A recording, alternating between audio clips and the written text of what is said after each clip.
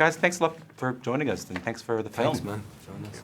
When you're watching the film, you kind of are surprised as it goes on as an audience. You don't really, it gets more unnerving as time goes on, and you... Yeah. Colin, was it like that reading the script? Yeah, completely. I mean, the film starts at a particular place which, very initially, I mean, there's awkwardness from the first. I remember in the first scene and kind of, it's so well designed and the dialogue is so meticulously thought out, I feel, between Yorgos and Lanthimos, his co-writer, that from early on, there's not a particular thing you can point to, but the interaction between myself and Barry's character, Martin, is just a little bit awkward. It's just a little bit left or right of centre. But yet, there's a friendship there, and there's a sense of camaraderie, and there's kind of a father-son almost relationship. And this revealed itself to you as you were looking at the script? Like, were you as perplexed as we were when you were reading Well, the I script? got more and more perplexed. I mean, I was slightly just a little bit, okay, not quite sure what this relationship is, but it seems father and son. I wondered, was there something homoerotic to it? I wasn't quite sure. And then as the story went on, I realized it wasn't homoerotic. It was kind of father and son, but that didn't give me the sense of ease I thought it may have, knowing that one of the characters was married. And then I met his family, and point is, everything on the surface seems perfect. There seems to be a generosity extended from the man to the teenage boy. The surgeon that I played, his life seems perfect. It's an American ideal, it's an American dream, it's the urban American pastoral.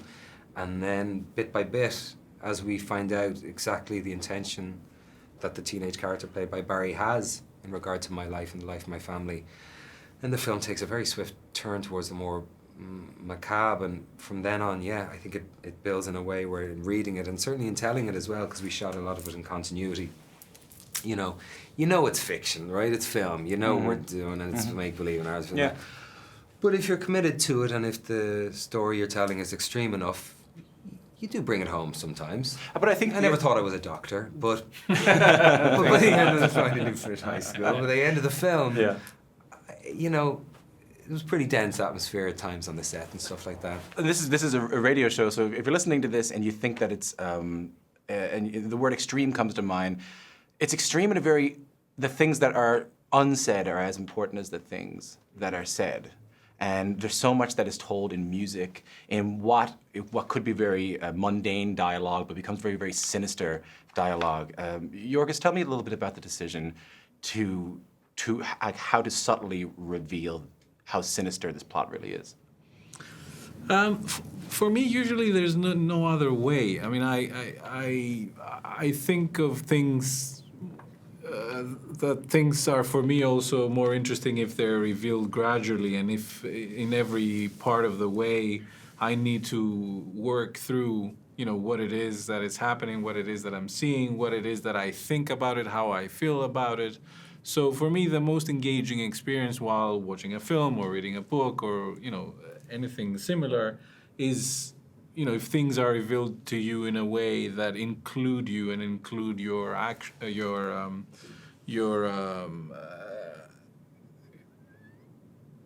demand from you being engaged actively.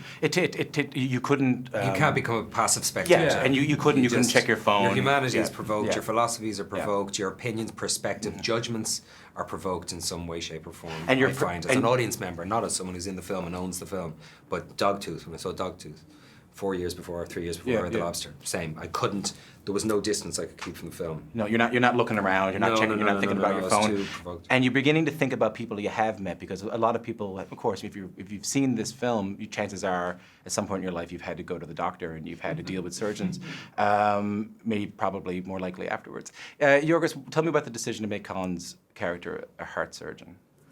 I think that was part of the initial idea, because it the profession had to have the ambiguity that comes with it, that you're not really sure if he's truly responsible for the teenager's father's death. Doctors experience that almost every day in their lives. You assume that they have they do their best in order to avoid those kind of situations. So it had to be something that, you know, wasn't definitively, you know, his fault.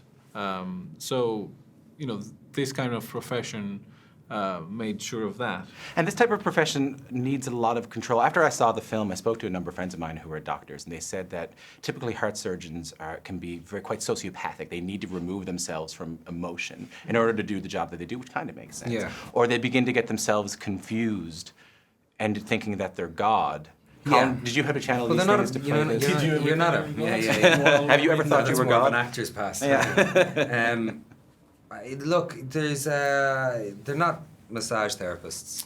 You know, they're not dealing with the body in a gentle, understanding, compassionate way. That's about nurture. They're dealing with the body as a cadaver, as a physical machine in time and space that has certain causes and consequences and reactions to how it's touched, what's cut, what's severed, what's soldered, what's stitched, and there's pistons and there's all sorts of different machinations within the body that make perfect arithmetical sense. And so with that in mind, and the idea that you're literally going in and you're dealing with that center of the universe that is the human body, the human heart, it's a very powerful position to be in. I mean, I don't know. And I heard stories about, and the doctors, the surgeons we met were so generous with us. I met two of them. Yeah. But they carried themselves a certain way. So they should, and I'm yeah. not judging them. Yeah, of course. They carried They themselves were a certain quite way. confident. They can't be uncertain. Yeah. They're confident men. They're confident in their ability. And one surgeon I talked to told me that sometimes, you know, when they stop, they have a very short window where they stop the heart. They literally stop it to do work. And to restart the heart, they either give it a little pulse with a machine that they have, or just flick it. Oh my And God. I was like, you what? And they said, yeah, just give the heart a flick. To start human life by flicking something. Flicking is something that we do to insult someone. It's Yeah. the most demeaning Yeah. thing you can do to a school child. Yeah. Bully someone, flick them. Yeah. And, Oh, I know. And so I was like, yeah, you remember? Oh yeah, remember well. Yeah. So you and your fingers, your Yeah. long fingers. But so, yeah, to be around these guys and see what they were dealing with every day was a huge thing. And I think my character, one of the things is he does carry himself with that arrogance, or felt he would anyway.